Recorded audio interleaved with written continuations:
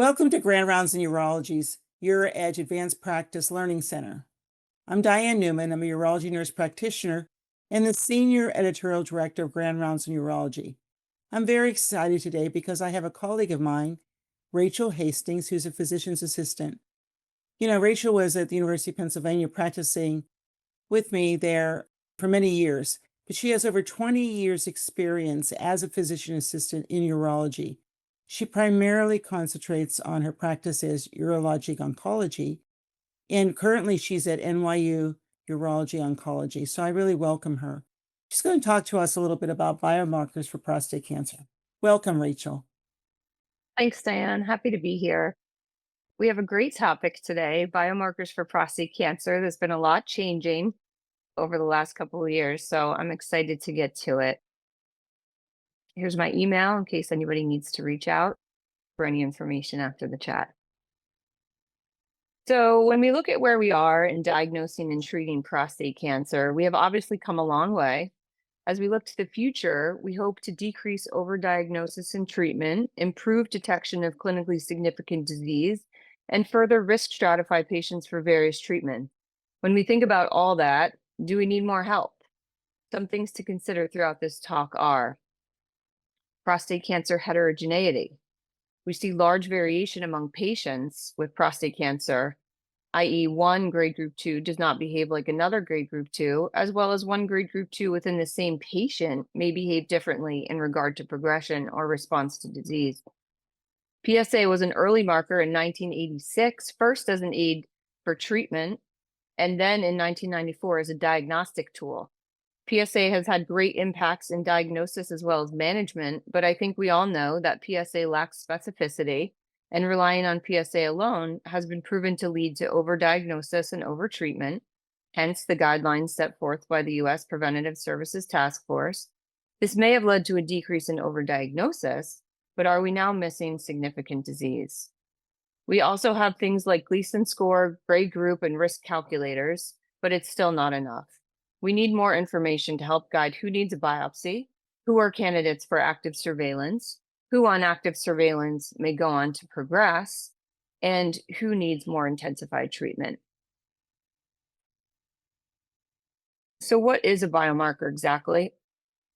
A biomarker is a biological molecule found in blood, fluid, or tissue that can be objectively measured and evaluated as a sign of a normal or abnormal biological process and pathogenic condition or disease. Ideally, we want something that's accurate and enhances our diagnosis or treatment decisions, is non-invasive, inexpensive, and increased specificity over what we have now. I like this slide. This is a new update from the NCCN guidelines. As this space has evolved over the last few years, we've seen updated and also more detailed guidelines that include various biomarkers. I like the update because it defines type and then category. It breaks down type into our standard tools such as PSA, TNM stage, grade group, and volume of disease. Then it talks about clinical and pathologic tools like our nomograms, multivariable modules, histologic variants, and kinetics. Then advanced tools. So these are additional tests above what is collected, including germline and somatic tests, gene expression, circulating markers, etc. I really like this point and breakdown because I think it reminds clinicians that not one test should guide an intervention or treatment, but evaluation of all of these tests collectively. Here's just a schematic of all the tests we have in this space. We have both urine tests and blood tests for screening, our tissue-based tests for who to treat and who may benefit from additional treatment, and our circulating tumor tests and imaging for ongoing surveillance. As you can see at the bottom, genetic testing can be a value of any stage and has become increasingly important for us. It is very important to be getting detailed and accurate histories of our elevated PSA and our prostate cancer patients, as this can have great impacts on their treatment course, both early and late, as well as implications for family members. I'm going to review our current biomarkers that we have available for each of these stages in our diagnostic pathway. We're going to start with screening biopsy and go all the way through to advanced disease. There's a lot in these various spaces, so we are going to dive in with screening and early detection. So here we have Mr. Adams. He's 56, initial screening PSA of 4.6, no nodules on DRE, positive family history. What do we want to do for him? We could get a repeat PSA. What's the timing of this? We could recheck. There's always lab error, inflammation, infection, sexual activity, all that stuff. Is it wrong to jump into a prostate MRI for him? Let's say we rechecked a PSA and it's still 4.6. What if Mr. Adams says he's extremely claustrophobic, doesn't want an MRI, and his primary care said his PSA is only elevated because he has a big prostate? What are we going to do? I sidestep here just for a second to speak about MRI because it does fall somewhat into this space. First, biomarkers cannot replace MRI in our clinical pathway, but can and should be used in conjunction with MRI. I'd like to point out that not all MRI is created equal. We see variability between radiologists. We see variability between centers. Here's a study from 2020 showing a positive predictive value for grade group 2 or value has a huge range from 20 to 80%. Also, we know that MRI can miss about 10 to 15% of high-risk cancers. So although MRI is needed and valuable, there's still a role for our biomarkers in some patients. We need more data on how to integrate MRI and biomarkers, i.e. do you do a biomarker first, then MRI, MRI first, then biomarker if necessary. I think this depends on the individual, the level of suspicion, and if there's a discordance between any of their findings. So back to trying to decide who needs a biopsy. Remember, our goal is not to find prostate cancer. Our goal is to avoid unnecessary biopsies and to find clinically significant prostate cancer. So in this space, we have PSA. Now within PSA, we have kinetics, density, and percent free. I will not go into these for the sake of time. We have PHI, which is a blood test, 4K, also a blood test, and then we have our 2 urine tests, SelectMDx and ExoDx. First is the Phi score. The Phi score is an equation that takes into account pro-PSA and free PSA. Again, this is a blood test and has been around for quite some time. You will receive a Phi score that correlates with a probability of cancer. Next is 4K. 4K is an FDA-approved test using 4 factors: free PSA, total PSA, and human kallikrein 2, along with clinical factors including age, DRE, and prior biopsy. Your 4K score will correlate to a probability that a grade group 2 or higher or clinically significant prostate cancer will be present on biopsy. Our negative predictive value here is 96%.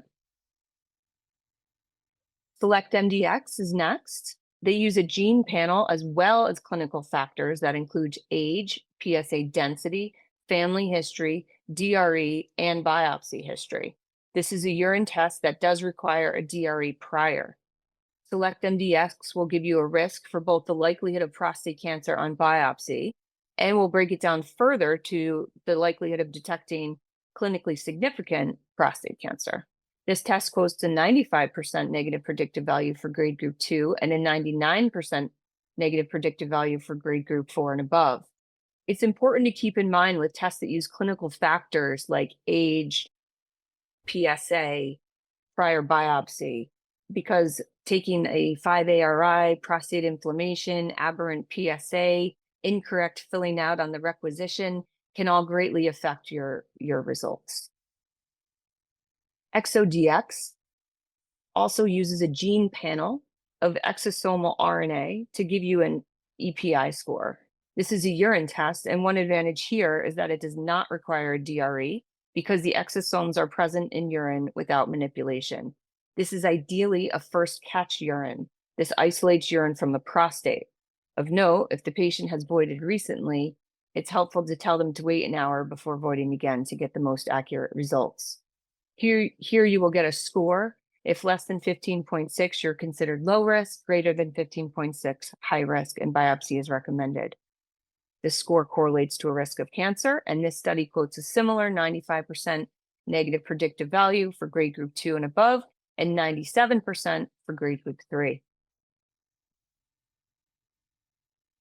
Here we have a summary of our biomarkers that are integrated into our AUA guidelines. This table in the guidelines outlines if and what clinical variables are included in the test, as well as when the test is indicated.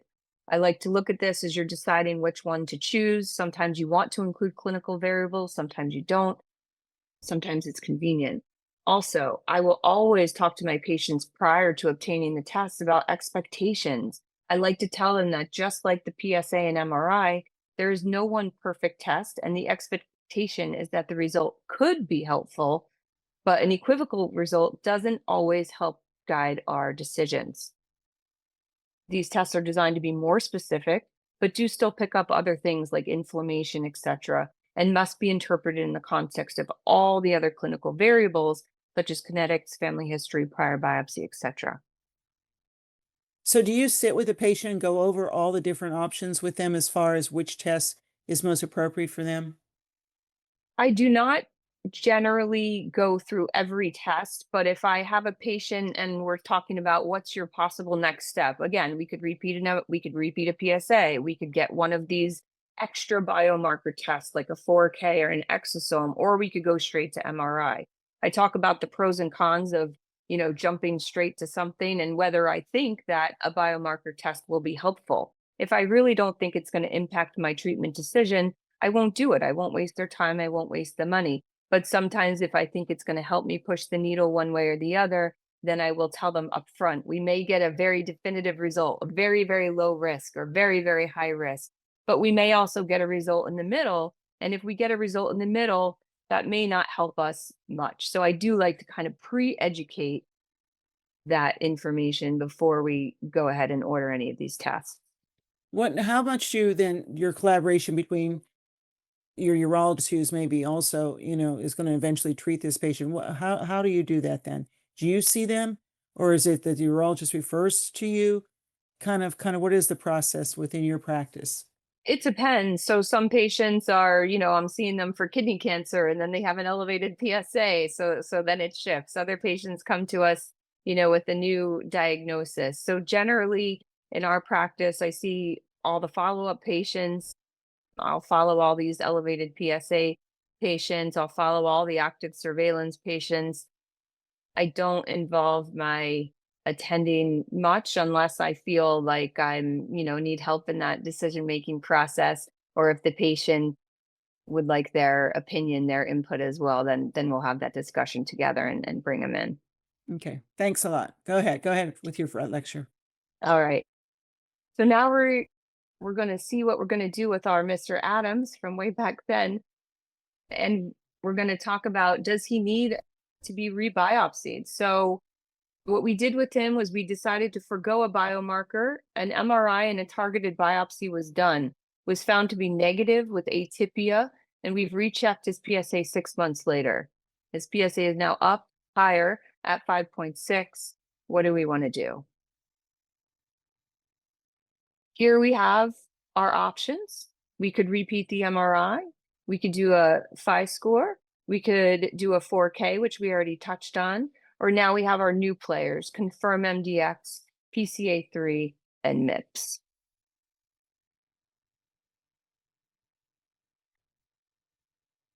ConfirmMDx evaluates for field effect. The idea is that there are changes associated with cancer in adjacent cells. So we all know that the biopsy is sampling 1% of the tissue. This enables us to broaden that bit with the notion that if we miss something on the biopsy, we can recover for that here. This is therefore obviously a test that requires tissue and can identify patients that will need a repeat biopsy. This test will give you a positive or negative, and then a likelihood of prostate cancer on repeat biopsy. And that will be even further broken down to the likelihood of a grade group 1 versus grade group 2 or above. This test does take clinical risk factors into consideration, including PSA, DRE, age, and previous pathology. This test quotes a 95% negative predictive value. Next is PCA3 is another option. This is a urine test that does require a DRE. Unlike 4K and phi test, there's no correlate here with PSA or prostate volume. PCA3 will give you a score encouraging or discouraging repeat biopsy. There's been some controversy here over what number should be used as a cutoff, and I think that's probably true for most of these tests. Next, we have MiPS. MiPS is a urine test that here again requires DRE and a blood value as well. They use PCA3 and T2 ERG, which is highly sensitive for prostate cancer. Using a threshold of 10, we have a 97% sensitivity and a 98 negative predictive value for grade group 2 or above. So we're missing very little cancers here. So how do we choose? There are a lot of tests, and unfortunately, there are not many head-to-head studies comparing these different tests. Some things to consider is first, again, do we need the test? Will it help guide us in our diagnosis or treatment? Patients love a statistic, and sometimes we need it to help encourage that a biopsy is the next step, or sometimes we need it to help push the needle when we're not really sure, when they're in that gray area. Again, pre-education is important to set them up for the proper expectation. It may help our treatment, it may not. Cost is always a consideration. This is some old data, but tests are similar in cost, and Medicare covers most, if not all. There is a convenience factor. Home test versus outpatient versus nursing visit versus provider visit with a DRE. These can have both large and small impacts depending on your practice and your patient. Also, yeah. How do you, do most insurance cover it, or is, of course, that's a factor, I guess, into what you're ordering? Yes, Medicare, from my practice, may be different in different states and things like that, different insurances, but Medicare covers all of these 100%. And if you have commercial insurance, then they will often bill you, and how they decide on that amount, I think, is somewhat related to your income or what insurance carrier you have. Do you ever have to do like justification authorization or anything with these yet? Not anymore. Since the FDA approval and since Medicare has picked them up, I have not for a couple of years had to argue or talk to anyone about getting it written off. I see. Okay. And Next one up more is, thing, when you were talking about the tissue test, is that then you get the tissue from the biopsy? Is that what you do? And then you go and do the. That's right. That's Okay. right. So you just have to fill out the requisition and they'll contact the lab and get it sent out. And those tests are pretty quick turnover, about a week. And the urines are easy because you just get a specimen, right? That's right. Yeah. So patient preference is also a factor. There may already be a system in place for one or more of these tests at your facility or your institution. Patients are more and more educated, some with medical degrees from Google, and sometimes they have a preference and a request for a specific test. And of course, we must look to the guidelines as new studies are done on how to incorporate and when. We do have some challenges with biomarkers in this space. Again, we have no competing tests, no head-to-head studies comparing them, and sometimes the results can be confusing. When a patient gets a result and it says you're high risk of an aggressive prostate cancer, it's very alarming to them. So again, I like to pre-educate, especially if a patient has inflammation or I have a suspicion that it may come back higher. I will pre-educate them and share with them that I want to review the information with them in context of all their other pre-treatment parameters, because the cutoff values, they're designed by the companies for a reason. So we're not missing a lot of prostate cancers, but they're certainly not a definitive if it's, we're making biopsy decisions based on this one test alone. So again, that pre-education is important. And also, like I mentioned before, a lot of these tests rely on clinical factors. And so if someone's on finasteride, then you really shouldn't use the test, or you have to interpret it a little bit differently. And most of them do that, except for maybe PCA3. Also, you can get a vague score, one that is not in line with what you expected based on kinetics or MRI, and you have to be able to explain that to the patient. And we go back to that discussion that PSA is not perfect, MRI is not perfect, and biomarkers aren't perfect, but we're taking all that information and putting it together to help come up with our next step. Cost, we talked about that a little bit. I think it's pretty accessible for all, but again, hard to incorporate into the guidelines if we're not sure that this is going to be covered for them and they're not paying a large out of pocket. Also, the risk is not binary, and scores that we get or statistical significance, we don't know how much that translates to long-term outcome. Is diagnosing these patients earlier better for them long-term? And are we truly avoiding unnecessary biopsies or diagnosing people earlier with these tests? So again, we just go back to the guidelines. This is incorporated for early detection, both NCCN and AUA. They do mention again that they are optional and should be used only if we think that they are going to help change or guide our decision on our next steps, if it's going to enhance our decision making. Back to our diagnostic pathway, and we're going to move on to pre-treatment or initial diagnosis. So here you have Mr. Barnes. If you read through this, you'll say, why did she put this patient up? He doesn't need further risk stratification, and I agree. The point here, again, is these biomarkers should not be reflexive. This far into active surveillance, we really do not need to justify very low risk. Active surveillance pathway is sufficient to pick up progression for the vast majority, if not all of these patients. Our goal here with biomarkers is to get closer to personalized medicine, not to increase costs. This is just the AUA kind of saying that same thing. It's a preferable option for most low risk and may be offered for favorable intermediate risk. So again, we're trying to figure out what patients are good for active surveillance and likely to remain on active surveillance.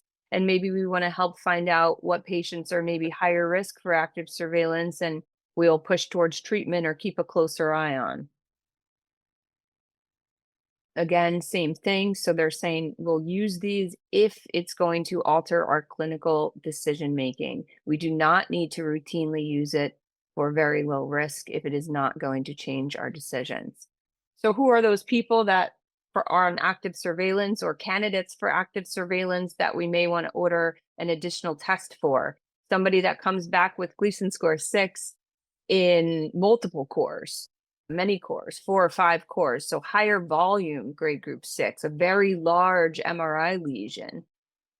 They might be a candidate because you'll say, well, it's all grade group 1, so you're a candidate, but this is higher volume. Maybe that they have a family history. Maybe their PSA kinetics are concerning. So something that's pushing them into a higher risk category. And then the flip side of that is somebody that's grade group 2, so favorable intermediate. And you could treat that, not wrong to treat a lower volume grade group 2, but also not wrong to consider active surveillance. Again, looking at all the other factors. What is their age? What is their family history? What is the volume of disease? All of those. So people that have high volume grade group 1, you may consider some further stratification, or people that are lower risk grade group 2, they both would benefit. So this is just an example of one of these patients. He has a rising PSA to 5.6. He had a PIRADS 4 lesion. He had a targeted biopsy showing grade group 2 and only 1 out of 12 systematic cores, but 3 out of 4 targeted cores. So obviously we're missing a bit of information here, family history, prior biopsy, PSA density, all that. But assuming this is non-contributory, some of these patients will have very indolent disease and some will go on to progress. So how do we find out who? We do have some great tools, including PSA kinetics, PSA density, percent of pattern 4, nomograms. All this gives us great information, but when is it not enough? So we all know our risk groups. These groups have been defined over time and attempt to show us that not every PSA less than 10 or from 10 to 20, and not every grade group 1 or 2 are created equal. They will behave in different ways in different patients. A few problems with these risk groups are, and in fact, they have since changed because the system is hard to memorize. Each group has a tremendous amount of heterogeneity. And remember, we are only biopsying about 1% of the prostate. So we may be miscategorizing people, especially if it's a non-targeted biopsy. That's a whole discussion for another day, though. I spend some time here because grade group 2 is of emerging interest. As we said, very low risk does not require justification, but we need to look at grade group 2 and see if we can do a better job. As we lean further into the space of personalized medicine, we look for more information that will push a patient towards favorable, intermediate, or unfavorable category. This slide demonstrates some common prognostic indicators, but we're now looking even deeper to try to personalize medicine by risk stratification using genomics. Again, both of these patients are grade group 2 and may end up with very different outcomes. To me, at a quick glance, they actually look very different, but they both fall into this favorable intermediate category. We do have some prognostic tools, but again, what do we have? So here, when we're considering active surveillance for those patients that we discussed earlier, we have our options Prolaris, Oncotype, and Decipher. Prolaris and Oncotype use genes and Decipher RNA markers. So let's compare. Prolaris looks at 31 cell cycle genes. This is a tissue-based test. It can be utilized in patients in all risk groups, so not just active surveillance or not just low risk. This test will give you a Prolaris score, and that score will correlate with the risk of aggressive disease and cancer-specific mortality. This is just a list of all the genes that they're looking at. Decipher uses 22 RNA markers from a tissue sample. They'll give you a genomic risk that includes risk of metastasis, risk of prostate cancer mortality, and risk of adverse pathology. Oncotype looks at genes like Prolaris does, but different genes. 12 cancer genes, 4 different pathways, also uses a biopsy tissue sample.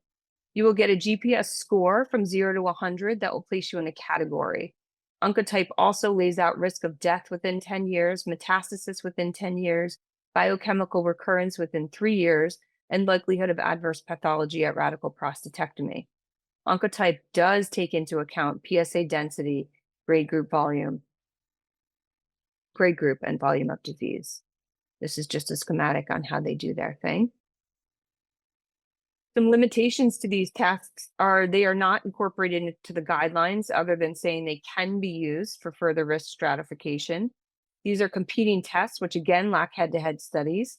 They're expensive because they are tissue-based, but they are all covered by Medicare. The results can be confusing to patients and even clinicians. I encourage you to spend some time educating yourself and your patients on these results. For example, if a patient has a PSA greater than 10, that will automatically increase a GPS Oncotype score into unfavorable, even though their PSA greater than 10 may be due to prostatitis or BPH. Also, patients will say, well, this talks about my risk of metastasis or death, but we're just talking about the risk of needing treatment. So it's important to kind of review all that information with them and help them learn how to extrapolate that to their scenario. Let's talk about another example where biomarkers can be of service and intermediate risk. There's some data suggesting that we have, but could use more help in guiding treatment for these patients. A higher Prolaris GPS Decipher score Altera could aid in knowing which patients would benefit with the addition of ADT to radiation. Recent data shows Decipher low-risk men show excellent outcomes with standard of care, and high-risk men may benefit from further treatment or treatment intensification.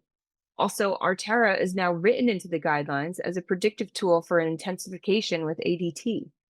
Potentially understanding more about the underlying biology of the patient's tumor can help us personalize therapy. Long-term cancer-free survival. Again, do we see that these tests can help guide some of these short-term treatment decisions?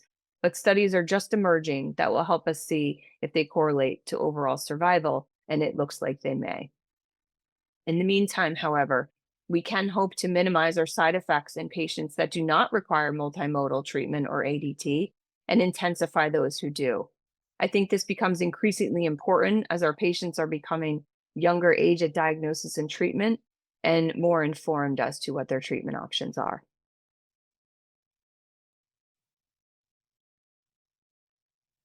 Again, this topic of heterogeneity. In one patient, one prostate, we often see multiple areas of disease. That could be multiple mutations. And then within one foci, we see multiple mutations. So not only does one GG2 not behave like another GG2, but that can be different among even in just one patient alone. Biomarkers may help, but they're still not perfect. Of note, when we send some of these tests off, they sample the highest area of disease, so the highest grade group or the highest volume. They will just look at that one area. That's true for Oncotype, Decipher, and Prolaris. So we're only getting results on that one area. That may not be what's driving their prostate cancer progression. New to the scene is ArteraAI. They do analyze multiple cores with AI technology. So that's a little bit of a transition, and that may help with some of this concept of heterogeneity as we look forward to further stratify these patients. Back to our guidelines, here's just the verbiage for patients is that you may consider. So I just mentioned ArteraAI. ArteraAI is probably the newest one that we've started using in my practice. They use digitized prostate biopsy histopathology slides and structured clinical variables for prostate cancer prognostication and prediction. So they create a formula created by the patient's age, PSA, Gleason score, T-score, and other standard clinical pathologic features. They then use an AI algorithm, and AI will look at the slides and put all that together and generate a score. This is important for endpoints such as prostate cancer-specific mortality, distant metastasis, as well as response to specific therapies. ArteraAI has been validated in phase 3 clinical trials and is now incorporated into our guidelines. Here we have a nice table from NCCN. You can see the update is in progress because it is new. And AI pathology, ArteraAI Prostate is listed there, and it says it is predictive for a patient with the addition of ADT for grade group 2 disease.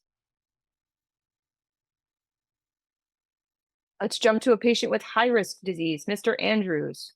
Before we discuss treatment, we need to rule out metastatic or distant disease. My question here is, will PSMA PET change how we manage patients? Here we are looking at patients with castrate-resistant prostate cancer. They were found to have non-metastatic disease on conventional imaging. PSMA PET upstaged 55% of these patients. So many patients that were M0 by traditional imaging modalities will now be M1. Will this change our treatment paradigms? Will knowing this lead to earlier diagnosis, earlier treatment of metastatic disease, or change in outcomes? Also, when do we order the PSMA PET? We can now use this for initial staging on high-risk disease, as well as biochemical recurrence and advanced disease monitoring. Important to note, please do not order a PSMA PET on a low-volume grade group 1 disease. There are patients that need these tests, and waiting weeks and weeks to get it because there are patients that are low risk getting them. I don't know how, covered by insurance. It is not valuable for those patients. So PSMA PET is indicated for high-risk disease, grade group 3 or above, or other high-risk features that you feel push them into that category. Of note, especially for biochemical recurrence patients, I like to mention that at a PSA of 0.5, a PET has a 35% detection rate. At 0.5 to 1, a 50% detection. From 1 to 2, a 68% detection, and it actually falls off as your PSA gets very high. So when considering when to order this for biochemical recurrence, which I'll touch on a little later, you want to keep in mind that and again, pre-education for the patient, that they're very likely to not see anything, but that does not mean that there's not disease there. Again, that pre-education is important because patients will say, well, there's no disease. Why do I need radiation or things like that? So we need to have that opportunity to treat them if they need them. And pre-education, so they understand why the test is being ordered, is very important. Some considerations here are that PSMA may change some of our treatment paradigms. For example, are we still doing lymph node dissections for everyone? If we see a lymph node positive, historically, we would not treat and we would send to get systemic therapy. I think that's changing a little bit with the advent of PSMA PET. Some people maybe are not offering localized treatment if PSMA positive in seminal vesicles or lymph nodes. Some are. Also, are we over-treating false positives, and how do we deal with false positives? Here we look at some areas where we certainly could have impacted management. 30% of patients were incompletely treated. Could this have saved them from going on to ADT or progressing along the treatment continuum? Again, PSMA is not perfect. Talking about these false positives, we need to keep in mind as we're reviewing these with patients and radiologists. Some common false positives are presacral or dorsal root ganglia, hemangioma, Paget's disease, thyroid cancer, lung cancer. So again, how does this impact care? And how are we making our treatment decisions based on some of these equivocal or false positive findings? In our institution, we've developed a nomogram to help evaluate some of these equivocal lesions to help us determine, do we still offer localized treatment? Do we intensify treatment? And things like that. So I think having a discussion with the attending, the radiologist, and trying to come up with a standardized way of evaluating some of these equivocal findings, especially rib lesions, etc. Moving on now, we're going to take a quick look at post-op treatment decisions. So for Mr. O, he's a 51-year-old, and he had a prostatectomy for high-risk prostate cancer. We would like a little bit more information, family history, any adverse notes on pathology. But if we're trying to further stratify him to risk of recurrence or adjuvant radiation versus salvage, we have these options. So we have Decipher, Prolaris, ArteraAI, or follow-up imaging. Again, Decipher, we talked about this before, but now we're applying it to post-treatment. Again, Decipher gives us a genomic risk based on 22 genes, the risk of metastasis, and risk of prostate cancer mortality. In a recent study, they showed Decipher high-risk men had a 3 times greater rate of treatment failure at 24 months compared to low or intermediate risk men, showing us that this can contribute to outcomes. Prolaris, post-prostatectomy, again gives us Prolaris score and risk of biochemical recurrence. ArteraAI helps to further stratify risk, and studies are ongoing to see if we can predict who will benefit from intensified ADT versus radiation alone. These tests have the ability to help guide us on when to intensify treatment when needed, but also de-intensify therapy, thereby saving patients morbidity of androgen deprivation therapy. Last stop is advanced disease, so very high PSA of 42, high volume, grade group 5. Again, our NCCN schematic of some options here for this space. This space has really grown in the last few years, and it continues to do so. We have circulating tumor cells. This allows us to follow a patient along on their treatment. It can help guide if they are at increased risk of meaningful recurrence, help follow if a treatment is working, predicting response to some of our newer medications. ArteraAI is prognostic for progression risk, overall survival, and response to metastasis-driven therapy. ARV7 in circulating tumor for predicting resistance to enzalutamide and abiraterone, and then our BRCA1 and 2 for predicting response to a PARP inhibitor. These are just some sample reports. I think we'll see a lot more of these tests in the coming years. Again, I circle back to ArteraAI. Phase 3 trials have found ArteraAI independently prognostic over standard clinical and pathologic variables for men with high-risk prostate cancer. So they're saying, despite all patients in this category having high-risk disease, the MMAI biomarker identified those with highly variable risks for distant metastasis and prostate cancer-specific mortality. was also found to be prognostic for overall survival among patients with oligometastatic castration-sensitive prostate cancer and may predict for response to metastasis-driven therapy.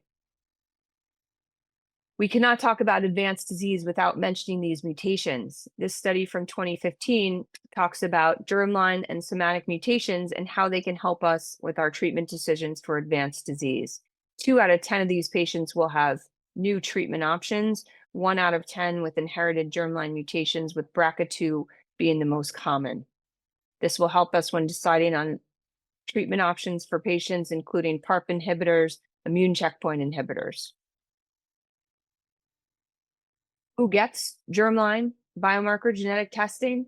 This is a nice graph that tells us. So on the right, germline is important for both treatment as well as family implications, family history, or introductal cribriform.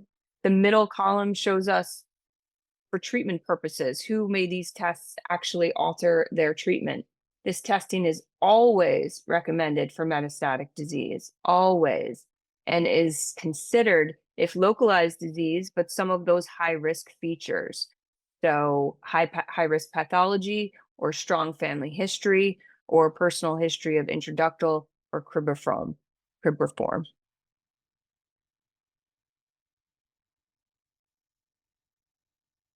This is just sort of explaining again who falls into those categories and who we may need to get some testing on.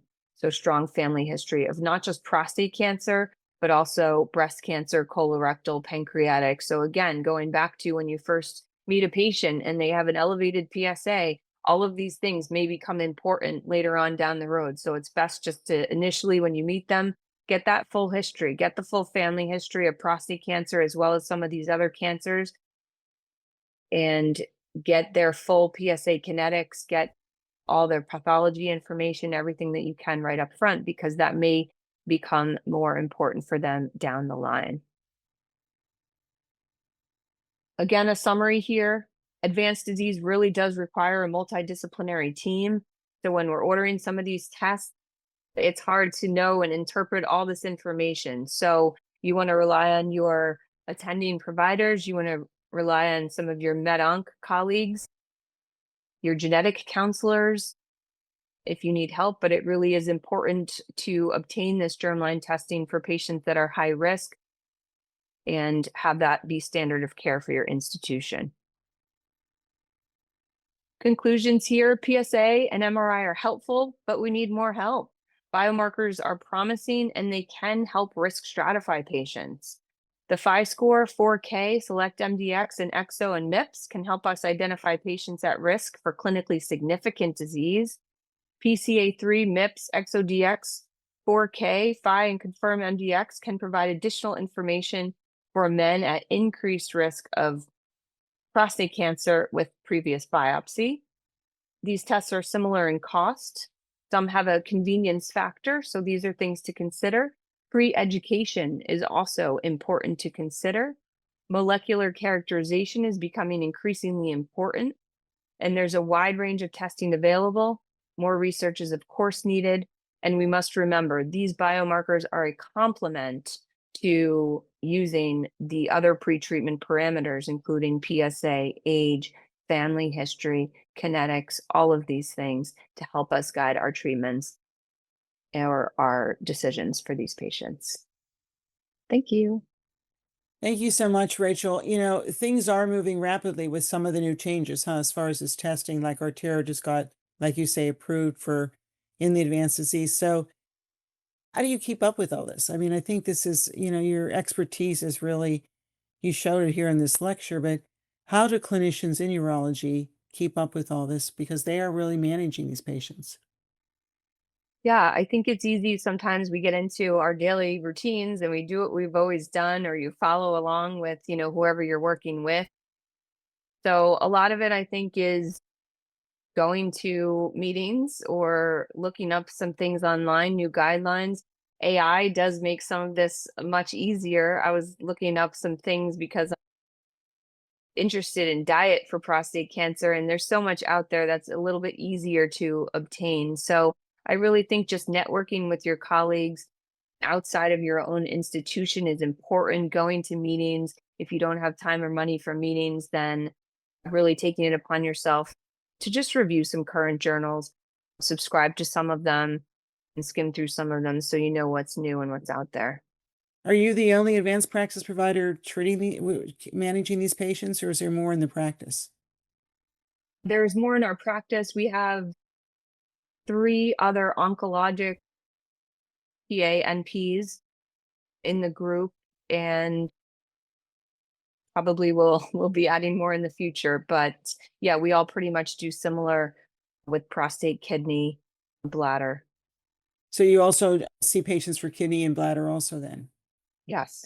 Yeah, so I just think you're just, well, thanks. And do you go to the OR too, right, Rachel? You go assist in the, and I the, do. I do. Yeah. So not as much in the biomarker space, but in other space, it's valuable sometimes to see how it translates to outcomes and things like that. And I think biomarkers will get us there also, especially with some of these new AI technologies and with biopsying and focal treatments and all of those things.